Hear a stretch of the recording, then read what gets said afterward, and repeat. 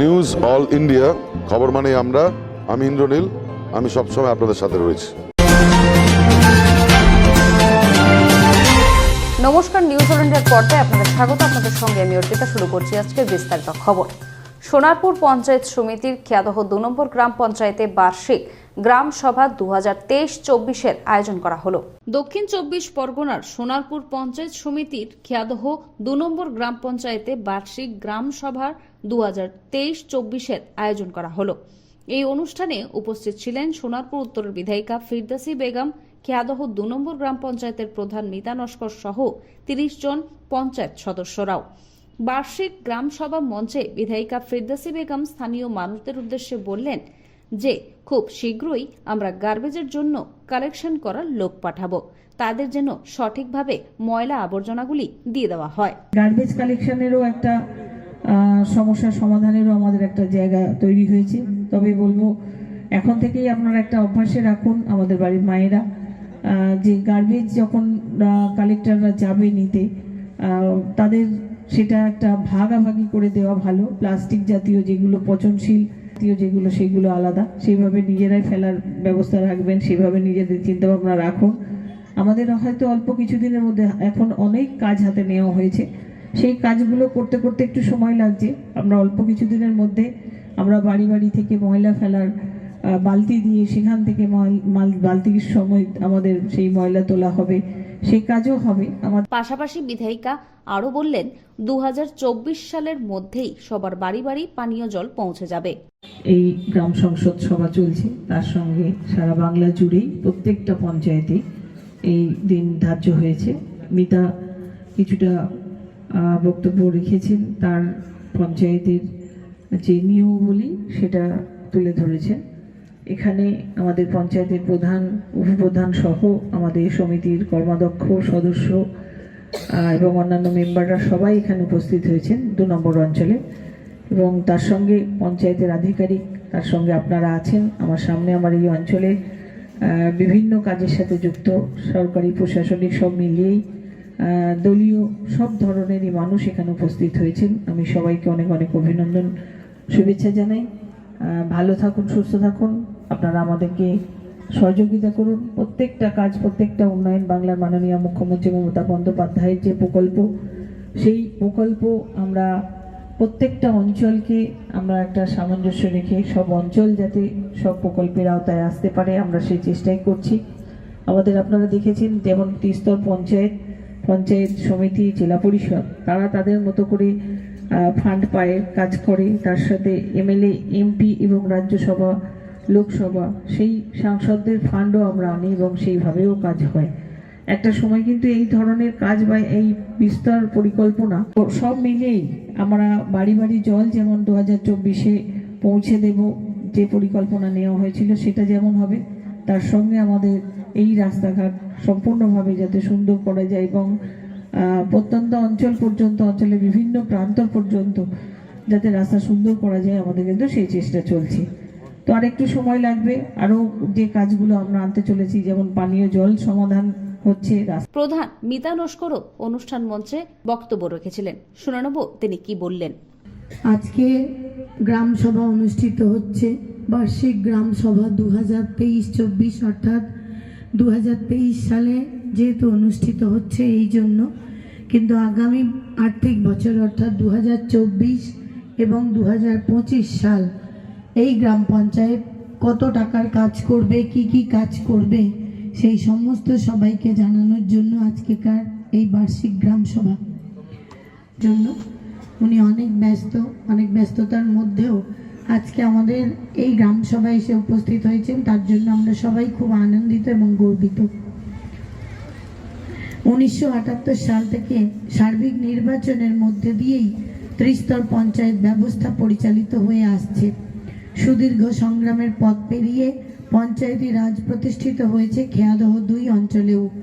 এলাকার উন্নতির সাথে সাথে দুস্থ দরিদ্র মানুষের পাশে থেকে বিভিন্ন সমস্যার সমাধান করাই পঞ্চায়েতের একমাত্র এবং প্রধান কাজ। আমাদের পঞ্চায়েতের এতদিনের সমৃদ্ধি ও অর্জিত সম্পদ মুষ্টিমেয় মানুষের অপব্যবহারের ফলে নষ্ট হয়ে না যায় সেদিকে লক্ষ্য রাখা প্রয়োজন। এলাকার সমস্ত জনগণের সার্বিক উন্নয়নের কাজ চালিয়ে নিয়ে যেতে পারলেই ত্রিস্তর পঞ্চায়েত ব্যবস্থা উজ্জ্বল আলোয় উদ্ভাসিত হয়ে উঠবে। চিফ এক্সিকিউটিভ এডিটর শঙ্কর সিনহার report, news all India. Pan এবং আধার কার্ড জাল তৈরি করে বিভিন্ন সংস্থার সঙ্গে লেনদেন করায় 2 অভিযুক্তকে গ্রেফতার করল বিধাননগর সাইবার ক্রাইম থানার পুলিশ। প্যান কার্ড, আধার কার্ড জালিয়াতিতে গ্রেফতার 2। বিধাননগর সাইবার ক্রাইম থানা দমদম এলাকায় অভিযান চালিয়ে 2 অভিযুক্তকে গ্রেফতার করে। এরা মূলত প্যান কার্ড এবং আধার কার্ড তৈরি করত এবং বিভিন্ন সংস্থা থেকে ঋণ নিত। এর আগে এই মামলায় অতনু সহ আরও একজনকে গ্রেফতার করা হয়েছিল। অতনুকে জিজ্ঞাসাবাদ করে জানতে পারে ধৃত 2 জন জাল প্যান কার্ড এবং আধার কার্ড তৈরি করত। অতনুর সূত্র ধরেই ভাস্কর ও সৌরভ নামে এই 2 অভিযুক্তকে গ্রেফতার করে বিধাননগর সাইবার ক্রাইম থানার পুলিশ। 11 বছরের পথ চলা শুরু আমাদের নিউজ অল ইন্ডিয়ার। 15ই আগস্ট 2023 থেকে নতুন সাজে নতুন রূপে নিউজ অল ইন্ডিয়া। আপনাদের কাছে অনুরোধ, আমাদের চ্যানেলটি সাবস্ক্রাইব করুন, লাইক করুন এবং শেয়ার করুন। কয়লা পাচার কাণ্ডে প্রাক্তন সিআইএসএফ আধিকারিক শ্যামল সিংহের কলকাতার 47A টাউনশেড রোডের 2nd ফ্লোরের 2টি ফ্ল্যাট সিল করলো সিবিআই। বিধানসভার সিকিউরিটি বাড়ানো হলো। এই নিয়ে কি বললেন স্পিকার বিমান বন্দ্যোপাধ্যায়, শুনব। আপনারা জানেন গতকাল লোকসভাতে কিছু বাইরের মানুষ তারা ঢুকে পড়েছিলেন এবং তাদের কাছে স্লিপ ছিল এবং যে তাণ্ডব ঘটাবার চেষ্টা করেছিল লোকসভাতে, এবং সেটা আমাদের সবাই অত্যন্ত আমরা শঙ্কিত হয়ে পড়েছি। আমাদের বিধানসভাতে যেন এরকম বাইরের কোনো লোক ঢুকে পড়ে কোনো গণ্ডগোল করতে না পারে বা আমাদের যে সিকিউরিটিটাকে কোনো রকমভাবে ডিস্টার্ব করতে না পারে, সেই জন্য আমাদের এখানে যত সিকিউরিটি স্টাফ আছে তাদের নিয়ে একটা আমি আলোচনা করেছি এবং আমরা এখানে বিধানসভাতে ঢোকার ব্যাপারে এবং আমরা যারা আপনারা সাংবাদিক বন্ধু আপনাদের অনুরোধ করব, আপনারা আপনাদের আইডেন্টি কার্ড নিয়ে যাবেন, সেগুলো ডিসপ্লে করে বিধানসভায় ঢুকবেন। যারা সদস্য রয়েছেন আমাদের বিধায়ক, তাদের সবাইকে কার্ড নিয়ে ঢুকতে হবে এবং যারা ভিজিটার তাদের সঙ্গে আসবে তাদের জন্য আমরা আলাদাভাবে অ্যারেঞ্জমেন্ট করব।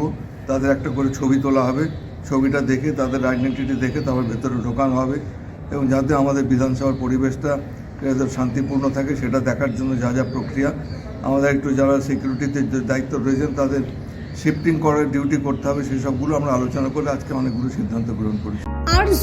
আরজু মানেই আপনার মনের মতো ফার্নিচার। আসুন দেখে নিন আপনার পছন্দ অনুযায়ী অফিস বা ঘর সাজানোর জন্য নতুন ডিজাইনের furniture.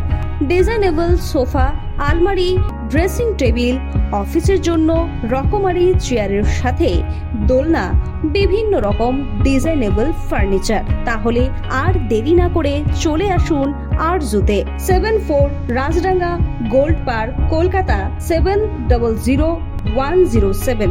52D Raja SC Mallick Road, Jadavpur, Kolkata 700032।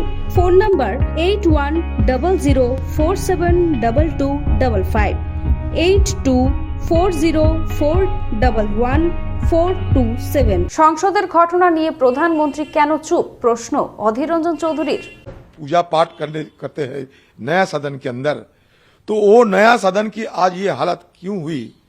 कम से कम दुख या शंका तो जताना चाहिए था ना, एक देश की प्रधानमंत्री होने के नाते और ये सदन की नेता होने के नाते दोनों की तरफ से भारत हिंदुस्तान के प्रधानमंत्री को शंका प्रकाश करना चाहिए था, दुख जताना चाहिए था और क्या क्या कदम उठाना जरूरी इस विषय पे उनकी तरफ से कोई बयान आना चाहिए थी।